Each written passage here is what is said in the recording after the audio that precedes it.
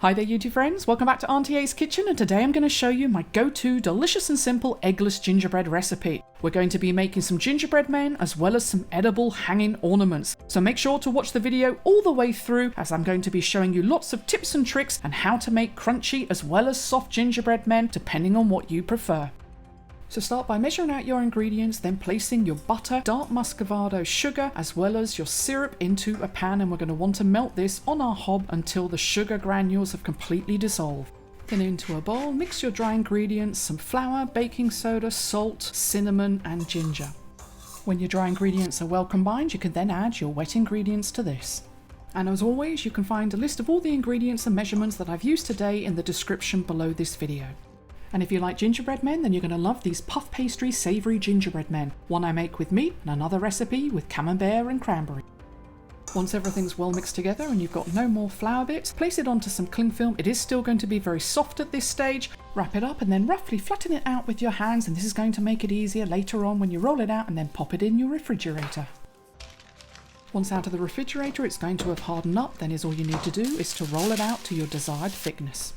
The thicker you roll out your dough, then the more soft and chewy your gingerbread are going to be, and this is what we're going to do with this first batch here, and as you can see, it's a couple of millimeters thick. I use a straw to make holes on the gingerbread I want to hang, and a quick tip for you is to cut out your gingerbread on the baking paper and then just remove the outside, and this is going to make it a lot easier to move them. And if you've cut out a shape inside of a shape like my Christmas tree here, just lift up part of it and remove the inside, and by doing it this way it won't lose its shape. When you're ready, slide your baking paper onto your oven tray and place into your preheated oven, and while it's cooking, you can be preparing the next batch. These really don't take long to cook, so I recommend watching your first batch because everyone's oven is different. You'll know when they're ready as I'm showing you in the video, as you'll start to pick up just a little bit of colour around the outside. And just remember, the smaller ones will cook a lot quicker, so when I make my batches, I try and make the big ones first and then the small ones later. With my last batch, I made them very thin. As you can see here, not only are they darker around the outside, but these are going to be a lot crunchier. And if you stick around to the end of the video, I'm going to show you a comparison between the soft and chewy and the crunchy gingerbread men. While the gingerbread are cooling, we'll quickly make some royal icing, and all you need to do is place an egg white, some powdered sugar, cream of tartar, or some lemon juice, and these just help to stabilize the egg whites. Then mix these together until you have a ribbon-like consistency, and this is going to be perfect for decorating. Place your royal icing into your bag and seal the end, and at the other end just place some tape until you're ready to use. You can see in the video that the thicker gingerbread man has the imprint of the cutter, whereas the thinner ones don't, so it really is easy to follow these lines when decorating. If I'm honest with you, I'm not very good at decorating cookies. I very rarely use royal icing unless it's at Christmas when we're doing the gingerbread men. So feel free to go with whatever design that you'd like. I quite like them plain, or I like them with the royal icing. You see here, I just stick a star on top of our Christmas tree, or I like a few Smarties on the gingerbread men.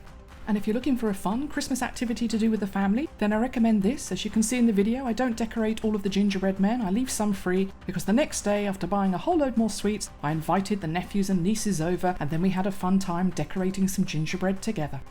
The royal icing doesn't take long to dry, but I normally leave it a couple of hours to make sure that it's absolutely rock solid. Then, as you can see in the video, I place some colourful Christmas string through the ornaments, and you can either hang these on the tree or wrap them up and then give them away as gifts.